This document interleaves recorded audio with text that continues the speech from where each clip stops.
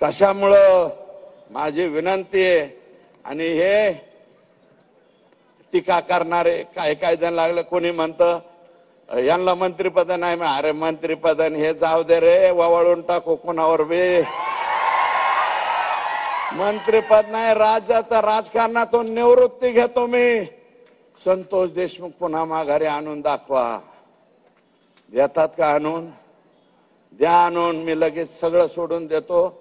आणि तुम्ही जर म्हणले ना तर ते कझाकिस्तानला जाऊन राहा, नाही तर गामा देशात राहा, नाही तर घाना देशात जातो. घाना देश माझा कलर बी काळा आहे, आता माझा बापच काळा होता तर त्याला मी काय करतो. घाना देशात जातो, सोडून जातो. परंतु माझा हेतू काय? माझा हेतू संतोषची पत्नी, संतोषचा भाऊ, संतोषची मुलगी. अरे माझा बाप मी दुसऱ्यांदा आमदार झाल्यावर गेला होता. 6 महिने तेल मीठ मिरची कशी आणायची असते हे मला कळालं नव्हतं. या लेकराचं काय रे, याला राहायला घर नाही, 6 पत्र्याचं सुद्धा घर नाही ह्याला. संतोष देशमुखला 3ऱ्यांदा सरपंच झालाय. तुमच्यापैकी सुद्धा कोणी सरपंच असतील, तुमचाच भाऊ कोणीतरी ग्रामपंचायतचा सदस्य असेल, 3 वेळा ग्रामपंचायतीचा सरपंच होतो. त्या माणसाची ही अवस्था होते.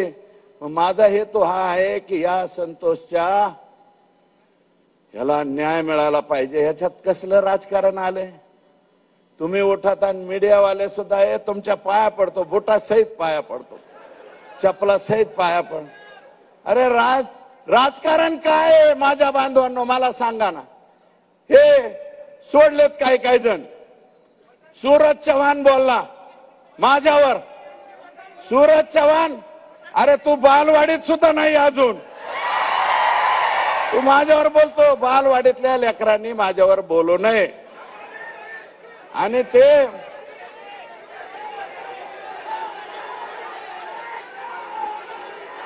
चला जाऊ द्या, बाकीच्यांना मला नो हेअर करायचंय, इतरांना मला नो हेअर करायचे. अरे काय लाख तुम्हाला काय बोलायचं ते बोला रे माझ्यावर.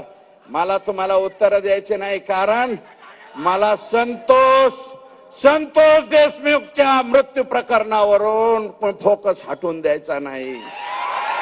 म्हणून मला काय म्हणायचं ते म्हणा, मला शिवाय द्या, मला जे काय बोलायचंय अमोल मिटकरींना बोलू द्या, अजून कोण बोलते त्यांना बोलू द्या.